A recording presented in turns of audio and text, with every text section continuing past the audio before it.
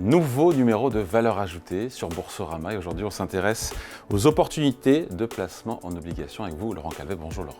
Bonjour David. Directeur de la gestion obligataire chez Tikehau Capital. Alors pour ceux qui ont raté un train ou plusieurs wagons, on le sait, le placement obligataire c'est un des placements phares depuis 2 ans. Après la question se pose parce que tout ça dépend évidemment de l'évolution des taux d'intérêt à long terme, des banques centrales, des taux directeurs de court terme. Quand on voit ce qui se passe, quand on voit qu'on est rentré dans une phase de desserrement monétaire, côté Fed, côté BCE, on est en droit de se demander si c'est toujours aussi attrayant, attractif que d'être positionné, investi en obligations. Oui. Question légitime. Oui, c'est une question légitime. Après, c'est vrai que nous, on pense que une allocation dans le crédit aujourd'hui, dans l'obligataire, est quasiment indispensable pour l'aspect capitalisant de la stratégie. Et le rendement encore, alors ça dépend quelle partie de l'obligataire on regarde, soit l'investment grade, donc les sociétés bien notées, soit le high yield, le haut rendement. Ouais. Et là, on est encore sur quasiment des points hauts depuis 10 ans, hors période de Covid ou hors période depuis 4e trimestre 2022. On est au plus haut, c'est-à-dire en termes de rendement ? Rendement total. On prête de l'argent, en fait, on prête de l'argent pour que ces entreprises-là, qu'elles soient plus ou moins bien notées, qu'elles aient un profil financier plus ou moins bon. On les finance pour qu'elles puissent se développer. Et donc, on est au plus haut, c'est-à-dire ? On est sur un point haut des 10 dernières années. On n'est pas au plus haut. Ouais. On était au plus haut au 4e trimestre 2022. Là, ça a baissé, mais on est encore sur un point haut quand on additionne effectivement la prime de risque et le taux sans risque. Le taux sans risque a eu tendance à baisser, comme vous l'avez dit dans le taux sans risque, c'est soit le taux directeur de la Banque centrale, soit sur 2 ans, 5 ans, 10 ans, les taux d'intérêt sur les dettes souveraines. Voilà, exactement. Et les taux ont eu tendance à baisser. Alors là, cette année, sur la partie courte, donc 1-3 ans, donc on va regarder le 2 ans globalement. Aux États-Unis, il n'a quasiment pas bougé depuis le début de l'année. En Europe, il est 20 points de base, 0,2% plus bas, donc il est à 2,2 en Europe, 4,2 aux États-Unis. Et sur la partie longue, donc plutôt vers les 10 ans, qui est plus lié aux perspectives d'inflation, à la croissance, là il est à la hausse depuis le début de l'année, que ce soit aux États-Unis ou en Europe. Et c'est vrai que le placement obligataire aujourd'hui, il faut faire attention à cette partie longue des taux d'intérêt, qui pourrait être amenée à continuer à monter.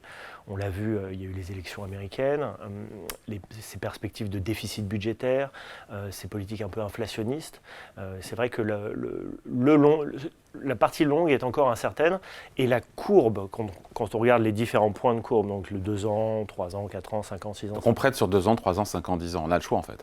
En général, la forme normale d'une courbe de taux d'intérêt, c'est qu'on est plus rémunéré pour prêter à long terme, puisqu'il y a une incertitude liée au futur. Aujourd'hui, la courbe est assez plate. Elle était inversée, d'ailleurs, pendant 2 ans. Elle s'est désinversée, mais elle reste plate. Donc il y a une préférence pour, quelque part, la partie courte prêtée aux entreprises en crédit sur des durées plus courtes, puisque finalement la partie longue est moins bien rémunérée proportionnellement ? Tout à fait. C'est exactement ça. Comme la courbe est plate, on n'a pas un surcroît de rendement extrêmement attractif pour prêter à plus long terme. Donc il faut se positionner sur la partie courte, semble plus judicieux. Et ensuite, pour la volatilité éventuellement associée à la partie longue, pour plusieurs aspects. Le premier, c'est les perspectives d'inflation. Alors que ça soit conjoncturel, tarifs douaniers ou alors ce qui se passe au Moyen-Orient avec la hausse du prix du pétrole, ou que ça soit plus structurel sur les tendances long terme comme la transition énergétique, la démographie ou encore la déglobalisation, que ça soit aussi sur la reconstitution d'une prime de terme. Encore une fois, cet aspect on devrait être plus compensé pour le futur, pour toutes les incertitudes qu'il y a, et surtout aujourd'hui au niveau géopolitique. Et surtout avec la politique de Trump telle qu'elle sera menée, qui logiquement devrait, et on le voit bien sur les taux longs souverains américains, sont repartis à la hausse. Ah oui, c'est plus 0. Qui avait été anticipé d'ailleurs déjà avant l'élection, mais qui a... Oui, qui avait été anticipé, mais qui a quand même assez réagi le lendemain de l'élection. C'est quasiment plus 1% depuis les points bas de septembre. Ouais. Et puis donc c'est la politique de Trump qui pourrait être inflationniste, mais c'est aussi la politique budgétaire. Et ça crée des opportunités sur les maturités 10 ans, de voir les taux souverains américains autour des 4,40%. Au moment où on se parle, c'est quelque part c'est une opportunité. Oui, c'est alors le point d'entrée. Parce qu'on était quasiment à un point plus bas il y a. Oui, le point d'entrée, c'est sûr. Mois. Le point d'entrée est meilleur aujourd'hui que hier, mais est-ce qu'il ne sera pas meilleur demain? On pourrait avoir aussi une continuation de cette pantification de la courbe, en fait, où la partie courte reste assez ancrée et la partie longue commence à monter. Et donc on pourrait peut-être, je ne sais pas, revoir les 5% sur le 10 ans américain, par exemple. Et donc aujourd'hui, le meilleur arbitrage, j'ai envie de le dire comme ça, c'est plutôt donc sur la partie courte de la courbe des taux. On peut espérer combien que ce soit en investment grade, donc en entreprise de bonne qualité, bien notée, ou en high yield, haut rendement, pour les entreprises qui sont moins bien notées, avec un profil de risque plus dégradé. Alors sur l'investment grade, sur la partie courte, on peut être autour de 3%. Et courte, c'est 2 ans, c'est ça? C'est 1-3 ans. Mais en duration, effectivement, oui, ça va être 2 ans. Ouais. On va résumer comme ça. 3% de coupons par an. On ne l'a pas dit, pardon, pour ceux qui ne connaissent pas bien les obligations. L'objectif, c'est quand on est créancier, on touche tous les ans un coupon et au terme de 2 ans, 3 ans, 5 ans, 10 ans, le capital est remboursé par l'entreprise si tout va bien. C'est ça le principe. Exactement. Là, en action, on s'intéresse aux perspectives de croissance de l'entreprise. Ouais. En obligataire, on s'intéresse à la solvabilité d'une entreprise. Exactement. Voilà, sa capacité à rembourser la dette et à nous rembourser notre capital à la maturité. Oui, c'est assez important. Donc 3% à 2 ans. Ouais. Il faut se rappeler qu'il y a encore 4 ans, c'était 0. Hein. Ouais. C'était proche du taux directeur de la Banque centrale. Et sur le haut rendement, à pareil, 2 ans, ça va être un petit peu plus de 5%. Et pour illustrer le fait que si on va plus loin sur la courbe... En investment grade, pour les entreprises de bonne qualité. Bien noté, exactement. Si on allonge la maturité et qu'on va de 2 ans, par exemple, à 4 ans et demi, on passe de 3% à 3,2%. Ouais. Donc c'est le pas... surcroît de rémunération... Voilà. Et sur le haut rendement, on passe de 5,2 à 5,5, 5,6. Donc il y a vraiment un intérêt aujourd'hui à rester sur cette partie courte, parce qu'on ne gagne pas plus sur la partie longue et parce qu'on s'enlève cette volatilité potentielle liée à une éventuelle hausse des taux longs qui pourrait permettre. Et avec de possibles meilleurs points d'entrée sur les taux longs, enfin sur le crédit américain, sur des maturités plus longues, au vu de ce qu'on a dit.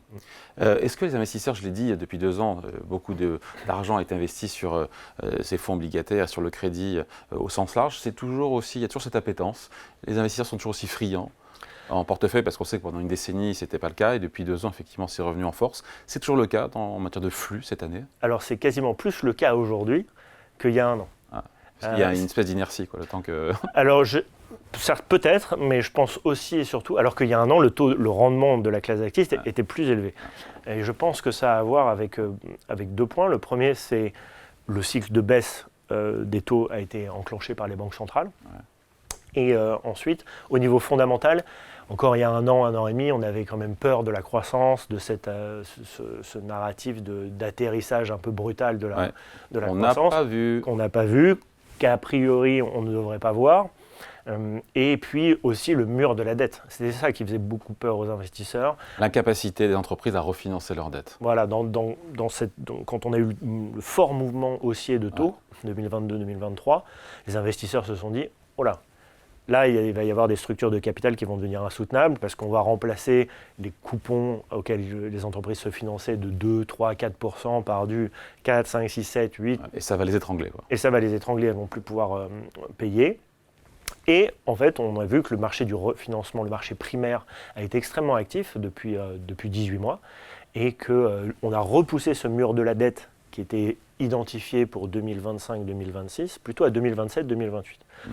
Donc ce qu'on voit, c'est qu'il y a des fondamentaux qui sont bons, moins de crainte sur la croissance, plus de crainte sur les capacités de refinancement et un cycle de taux qui baisse de la part des banques centrales, donne plus de confort certainement aux investisseurs aujourd'hui pour s'intéresser à la classe d'actifs et certainement encore demain avec les fonds monétaires. Donc il y a beaucoup de littérature là-dessus.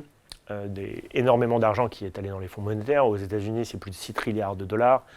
En Europe, c'est quasiment 1 trilliard d'euros. Alors, 1 trilliard, c'est en milliards. C'est 1000 milliards. Donc, ça fait beaucoup d'argent qui, dans un contexte de taux d'intérêt qui était élevé, sont allés investir sur ces produits très sécurisés. Les rendements vont baisser en ligne avec la baisse des taux. Et donc cet argent va certainement migrer quelque part. Bon, on a compris le message. Après, j'imagine, c'est ceux qui nous regardent qui disent, mais de quelle boîte ils parlent? Si on donne quelques exemples qui ne sont pas des recommandations, des exemples d'entreprises, encore une fois, qui sont de qualité, investment grade, au rendement, combien ça rapporte et quelques noms qu'on voit bien, qui parlent aux gens. Sur le haut rendement, quand on va regarder la catégorie la plus de meilleure qualité au sein du haut rendement, donc ça s'appelle le panier des double B, ça marche par notation, double B, simple B, triple C, voilà, c'est les trois grands. Double B, ça correspond pour un écolier qui va sur 20, parce qu'on dit souvent l'état français, etc., double A, etc., ça équivaut à 17, 18 sur 20. Quel équivalent juste? Ça doit être l'équivalent d'un 14 sur 20. 14 sur 20, ah, d'accord, donc ça reste comme une bonne note. Oui, ça reste une bonne note, c'est pas exceptionnel, mais c'est bien. Okay. Et dans ce panier de notation, on va pouvoir penser à des entreprises comme Iliad, par exemple, ça va parler, ça, et qui ont un rendement supérieur à 5%. C'est la maison mère de Free. Supérieur à 5%. PeopleCert. Par an. 5% par an. PeopleCert, c'est une entreprise un peu moins connue qui vend des formations professionnelles, qui elle aussi est à plus de 5%. D'ailleurs, c'est intéressant de noter, je peux peut-être me permettre une digression, c'est que dans cet univers de double B, il y a eu beaucoup d'achats de la part des ETF donc, qui ont collecté énormément d'argent, puisque quand les investisseurs investissent sur le marché obligataire, le font principalement via ETF. Et donc les ETF, le principe même, c'est de la réplication d'un indice. Et l'indice européen est composé à 2/3 de ces notations-là, de ces 14 sur 20. Donc ça a dû faire écraser un petit peu les rendements, non, c'est ça? En fait, c'est ça, les ETF achètent mécaniquement ces 14 sur 20, sans chercher à savoir... Sans discriminer. Voilà, sans discriminer. Est-ce que ça présente de la valeur? Est-ce que le couple rendement-risque est bon sur tel ou tel nom? Et donc ça a écrasé effectivement le rendement de la grande majorité de ces 14 sur 20, qui est plutôt autour de 4% d'ailleurs. Et donc les 14 sur 20, quelque part, ne sont pas rémunérés là où ils devraient être à cause de l'appétence et des flux liés aux ETF. C'est ça. Donc c'est ça le message? Oui, c'est exactement. Et donc il faut être sélectif, il faut faire attention. Il ne faut pas acheter n'importe quel émetteur dans ce panier de notation. Bon voilà, donc il y a encore de quoi faire en matière de placement obligataire, plutôt privilégier les maturités courtes en attendant que le long soit mieux rémunéré, c'est ça? Et oser aller sur du 14 sur 20, sur du high yield. Alors, oser aller sur du 14 sur 20, ça ne pose pas trop de problèmes en général, mais c'est être sélectif dans ces 14 sur 20. Oser aller dans les 12 et 10 sur 20. C'est vrai? Même en dessous de 10. C'est moins bien noté, mais ça rapporte plus. Mais voilà, le couple, c'est plus risqué. Oui, oser y aller quand on a des capacités d'analyse et de sélection de valeur, d'analyse fondamentale. Parce que justement, c'est en dessous de 10 sur 20, il y a beaucoup d'investisseurs qui n'ont même pas le droit de les acheter. Ils sont contraints dans leur mandat. Donc c'est le contraire de ce qu'on voit sur ceux qui sont notés 14 sur 20. Voilà, c'est exactement l'inverse. Donc quelque part, là pour le coup, c'est bien mieux rémunéré. Il y a des inefficiences, là encore où il y a des inefficiences de marché. Et beaucoup d'investisseurs ont peur de ces notations sous les 10. Ah, c'est vrai. Alors, le gamin il rentre avec une note sur 20, bim. Hein. Il y a du risque, mais tout n'est pas à jeter. Et tous les accidents crédits qu'on a vus depuis 12-18 mois se retrouvent avec des notations sous les 10, quasiment à 0 maintenant. On va penser à Casino, Atos, Altis, SFR, Ardac, tout ça, se retrouvent dans ce panier de notation. Ouais, sauf que si on est mieux rémunéré, mais que derrière il y a un risque de jamais être remboursé, on peut comprendre que ça fasse hésiter. On peut comprendre, mais justement, tous les émetteurs, toutes les obligations qui appartiennent à ce panier de notation ont été un petit peu jetées avec l'eau du bain. Et alors qu'il y a encore des très très bons émetteurs dans cette catégorie-là qui ont des rendements autour de 6-7%, qui méritent d'y s'y intéresser et d'être sélectionnés dans un portefeuille. Allez, merci beaucoup. Point de vue signé Laurent Calvet, directeur de la gestion obligataire chez Tikehau Capital. Merci. Merci David. Valeur ajoutée revient très vite ici chez vous sur Boursorama.